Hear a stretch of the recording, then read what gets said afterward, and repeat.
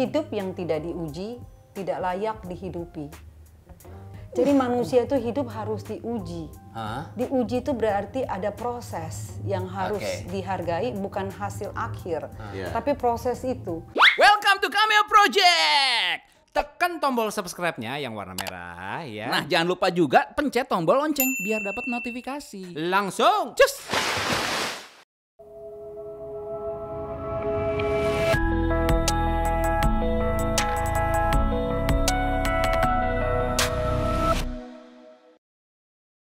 Hello. Kembali lagi di POV ya. Bersama dengan ini menarik. Ini menarik. Bintang tamu kita yang satu ini sangat menarik sekali dan ini kita belum pernah bahas sebenarnya. Pertama kali ya? Iya, ini pertama kali. Kita ngebahas soal parenting hari ini. Ini kayaknya karena dia udah nikah dan punya anak kayaknya ya. Betul. Soalnya lagi belajar kayaknya. Lah, terus Bapak? Kok ikut ngebahas parenting? Hei, saya harus siap untuk menuju masa parenting. Iya benar. Sampai akhirnya ntar punya anak, berarti kan lu udah siap dengan berbagai macam teori dan juga pengalaman-pengalaman teman-teman ya. Belum tentu juga. Jangan salah, dia bakal lebih siap kayaknya dari lo. Wah. Bisa jadi. Tapi menarik banget, bener kata Ci Novi ya, karena aku kan sekarang udah punya 2 anak. Ya kan? DIMI. Gue inget banget tuh waktu ketemu. What's your name? Dimi. Say again.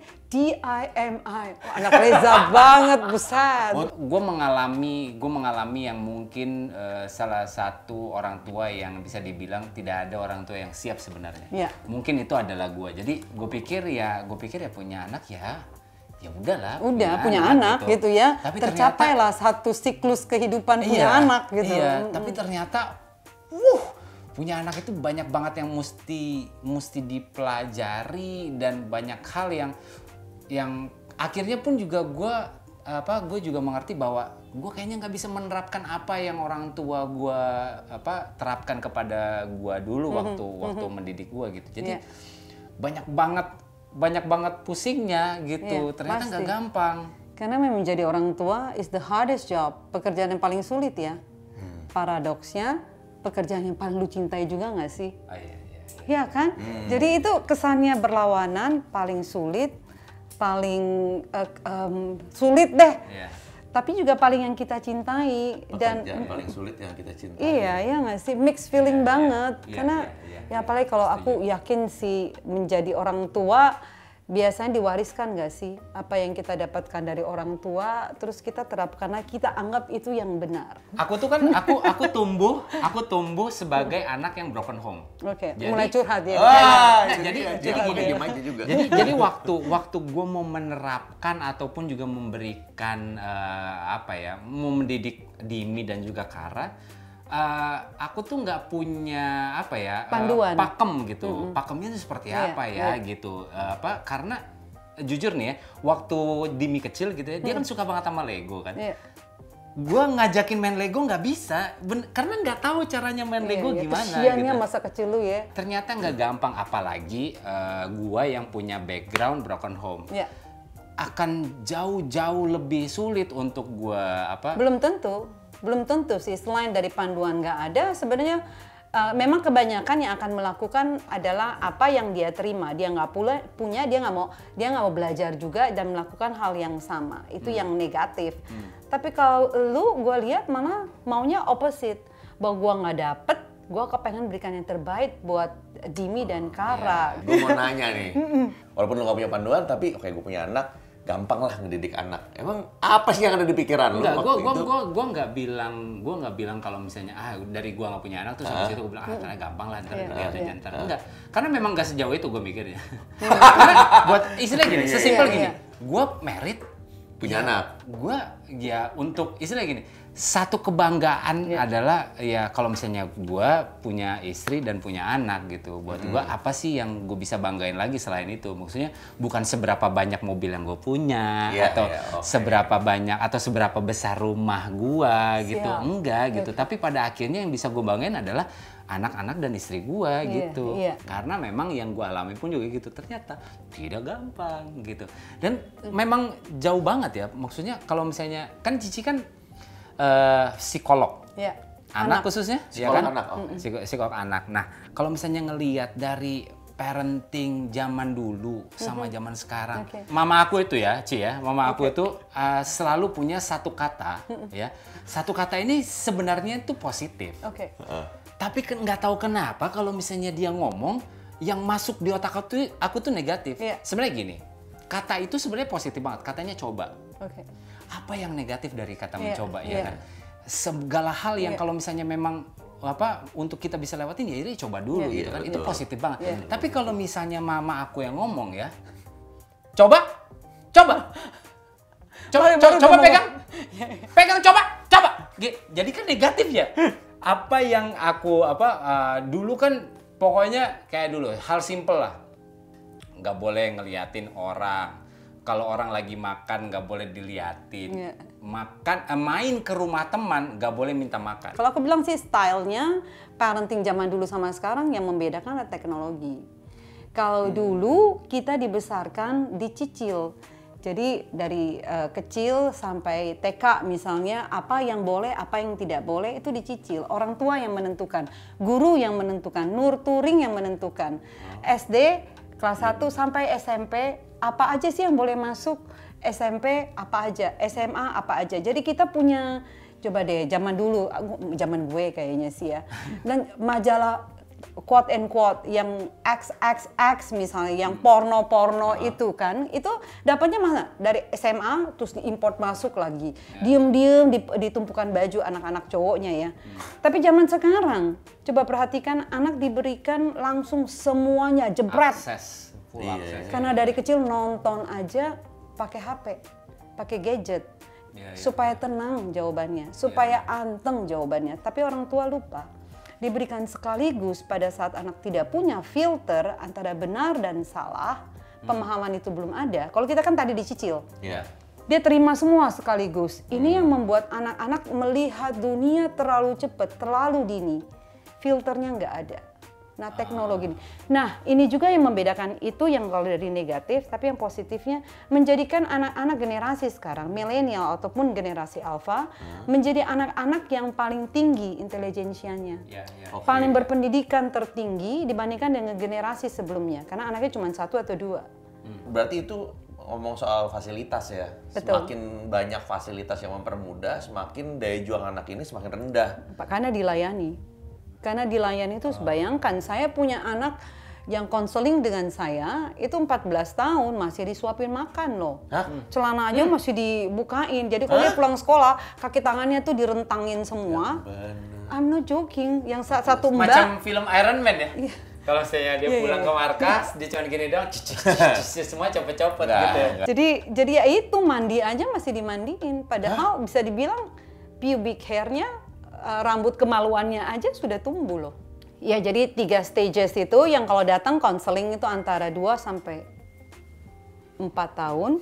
Lalu di usia kurang lebih 14, 15, 16 atau di usia 26, 27, 28. Jadi ini biasanya yang datang ke JJ ini di usia-usia ini nih. usia-usia ini biasa yang paling banyak kalau kita bicara tentang jumlah. Apa itu? Memang Ada apa di usia 2 sampai 4 itu tantrum seri pertama terjadi. Oke. Ya istilahnya terrible 2 atau trouble 2. Jadi di usia ini sebenarnya usia peralihan antara bayi menjadi toddler. Nah, di masa ini segala sesuatu dia kepengen pegang, dia bisa lari kan, norak. Jadi kayak katak dalam tempurung keluar melihat dunia, segala sesuatu dia kepengen pegang. Tapi orang tua sudah mulai bilang enggak boleh pegang HP nanti pecah, itu setrum, Listrik ini apa, pecah, ya nggak sih? Kita teriak. Iya benar-benar. Sedangkan waktu kecil dia kalau lapar dia nangis, dia nggak nyaman, BAB, BAK, dia cuma teriak nangis, semua orang datang, itu kenapa sayang, gitu kan? Ya. Nah waktu udah mulai besar, kenapa semuanya orang teriak ya? Nangis. Oke. Di samping itu dia nggak bisa ngomong. Ya. Bahasa yang keluar dari mulutnya bahasa planet. Iya kan? Wah! Lempar akhirnya. Gitu, Lempar. ngamuk. Guling-gulingan, teriak-teriakan sampai muntah. Itu tantrum. Oh iya terus muntah. Semua manusia Semua manusia mengalami masa tantrums. Ya. 2 sampai 4 tahun. Ya. Tapi setelah 4 tahun tantrums paling terakhir harus beres di usia 5 tahun. Kalau harus beres. Nah, di situ disiplin, betul-betul harus terbentuk. Harus beres itu dalam arti? Dalam arti bahwa dia bisa mengelola, karena yang paling dominan di saat tantrums adalah emosi marah. Emosi kan banyak macam, ada takut, ada happy, ada kecewa, ada marah. Nah, salah satu itu adalah marah. Marah ini yang paling dominan, dan marah ini relasinya dengan disiplin tinggi banget. Lalu tantrum seri kedua 14, 15, 16. Kalau tantrum seri satunya nggak beres di seri 2 itu, nah itu cari gue lagi. Akumulasi yes. biasanya. Nah biasanya dia terlalu diikutin semua maunya, terlalu dilayani, main perintah doang di rumah. Air cuma 1 meter jaraknya, Mbak minum, Mbak bukuku, Mbak kos kaki, ya kan? Cuma taunya teriak. Benar-benar. Nah di usia 14, 15, 16 itu akan lebih parah. Tantrum seri 3 muncul lagi tuh. Nah itu 26, 27, 28. Nah manusia di usia 27 tahun tuh kayak in the junction. Jadi kayak di persimpangan. Dia di sini nih, mau ke kanan menikah, punya anak, terus berkeluarga, ya kan? Ke kiri dia tidak menikah, mengejar karir, nanti setelah di atas 35 baru menikah. Atau dia lurus, mati, bunuh diri. Hah?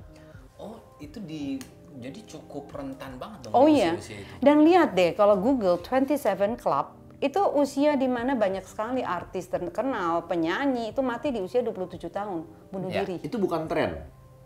Itu bukan tren, memang kalau aku bilang siklus manusia ya. Mungkin ya karena tantrum seri 3 itu, dan mereka ada di posisi teratas dalam karirnya. Betul. Mereka, dan mereka pun juga akhirnya find out bahwa tidak ada Meaning of life. Meaning of life, makna hidup. Jadi akhirnya itu nggak ada why, who am I. Lalu bertanya, lihat sekeliling kok saya nggak punya temen ya? Betul. Kok fake gitu? Ya. Kok tiba-tiba teman-teman yang ada hadir hanya karena saya terkenal. Dia tahu it's not real gitu, not real friend. Dan akhirnya dengan terlalu capek, teman tidak ada, tempat untuk bicara tidak ada, membuat mereka labil. Dan kalau itu tidak siap di usia yang waktu yang tadi tantrum seri 1 dan 2 tidak dipersiapkan dengan baik, di sini akan decided to end his life or her life.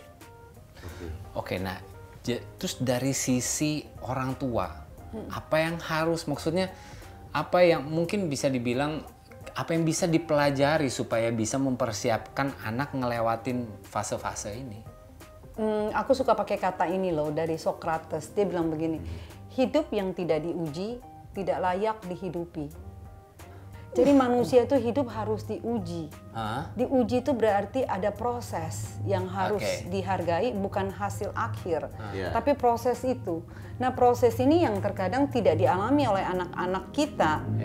Jadi anak-anak semuanya dipersiapkan segala sesuatu karena kita takut supaya dia bisa hidup lebih nyaman dari kehidupan orang tuanya. Tapi kita lupa dengan kita melakukan ini, anak itu, coba kita lihat ya, anak-anak zaman sekarang dibully. Anak saya pulang sekolah kelas 1 SD, si Jocelyn nangis, "Mami, aku dibully. Lihat badanku kotor semua, aku dipukulin, terus tadi kepalaku mau diinjek, aku udah jatuh, kepalaku mau diinjek." Kalau saya reaksinya begini, "Oh gitu? Oh oke. Bangun, mandi. Mulai besok nggak les balet lagi, les taekwondo. Because I'm not going to be there to protect you." Saya nggak mungkin hadir seumur hidup untuk tiap kali ke sekolah, "Bu, kenapa anak saya dibully? Siapa yang ini?" Terus itu marahin nggak akan, sama orang. bahkan malah membuat teman-temannya lebih membuli tambah anak sengaja. itu.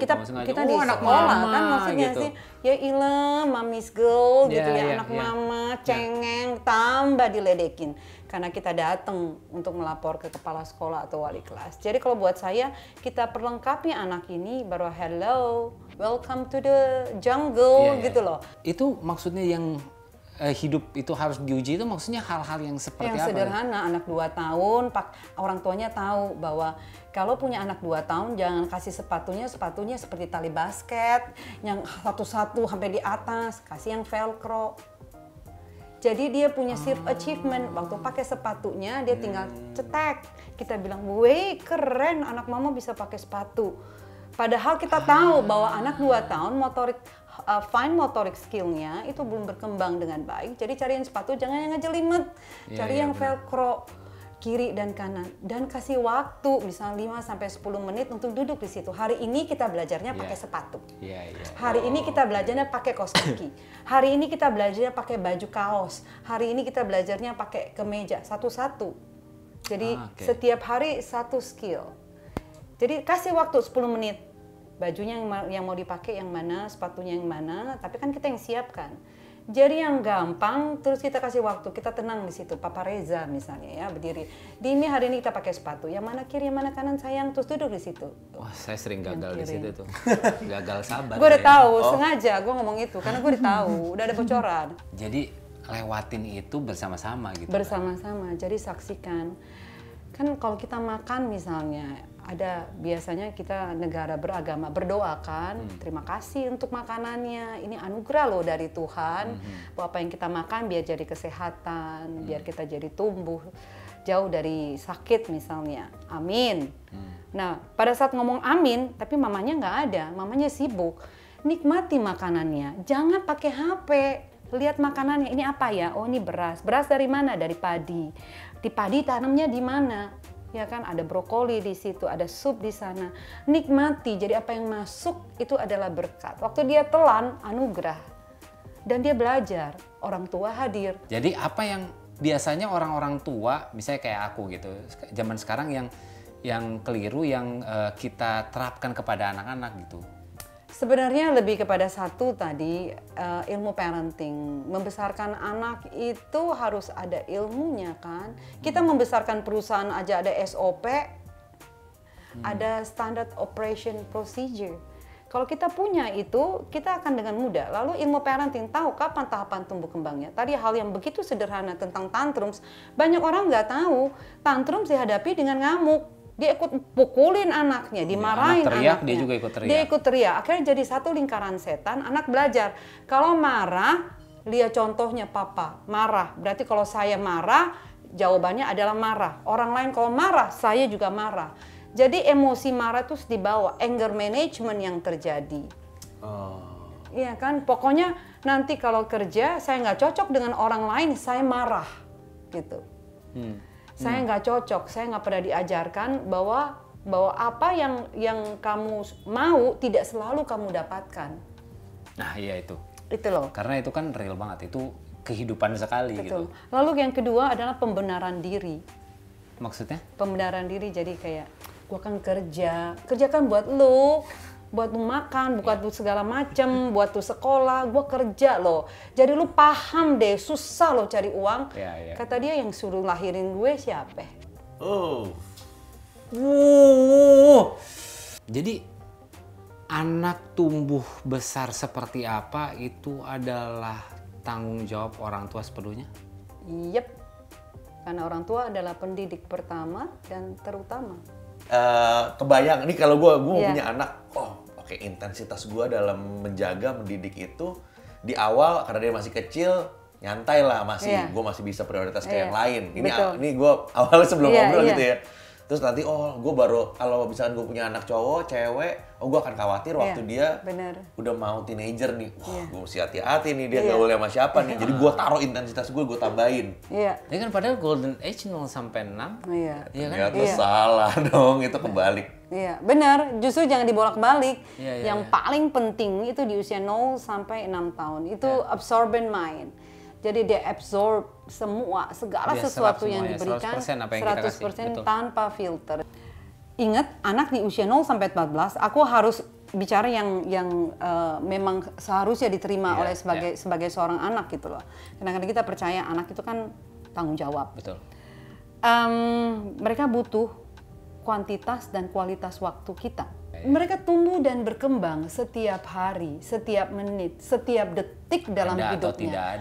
Ada atau tidak ada orang tua. Life is all about option. Hidup ini pilihan sebenarnya. Tapi kalau saya bisa memberikan sedikit solusi, mungkin boleh pilih daycare.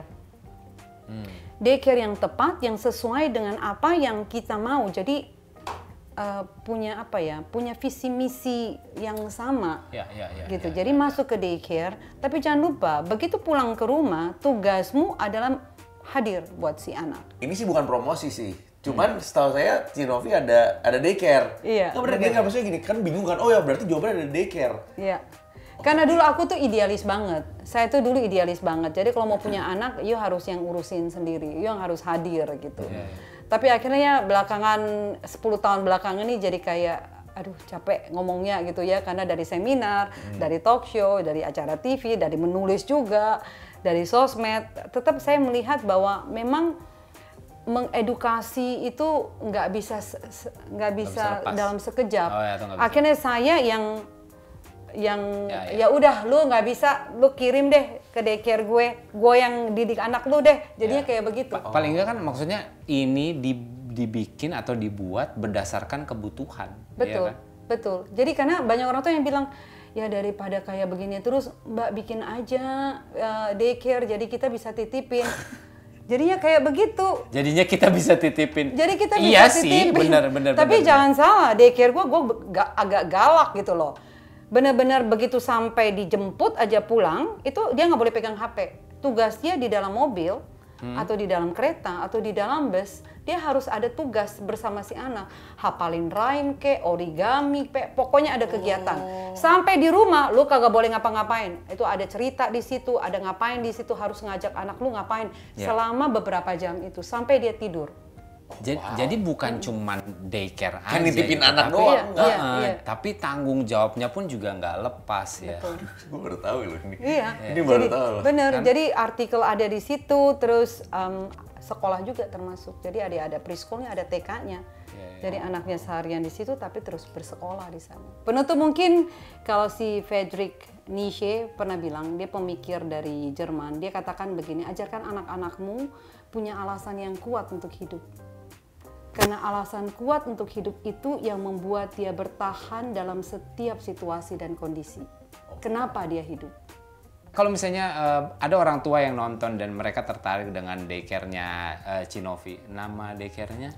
NTO itu Nurture, Teach, Observe Daycare. Ada, kalau misalnya di search di Google pasti akan langsung keluar kan ada di mana aja. Ada ya. website-nya. Siapa tahu memang ada di kantor kalian gitu kan. Oh ya, ada di beberapa kantor di gedung-gedung gitu. Iya, kita ada di Bank Mandiri, BNI, ada di Gojek Ah, Daycare. iya. Oke, sip. Kurang lebih itulah ya. Mungkin paling enggak ini mungkin sedikit apa yang bisa kita pelajari dari video ini sebenarnya. Iya. Ya, mudah-mudahan ada hal-hal lain lagi yang bisa kita bisa lakukan supaya bisa bukan cuman kita doang tapi banyak yang udah mulai merasa bahwa ini adalah menjadi tanggung jawab yang besar juga karena jadi orang tua seperti yang tadi Cinovi bilang gitu. The hardest job you will ever love. Oke. Sip. Oke. Baiklah kalau begitu. Terima kasih. Thank you semuanya. Sampai ketemu di video selanjutnya. Bye-bye. Bye.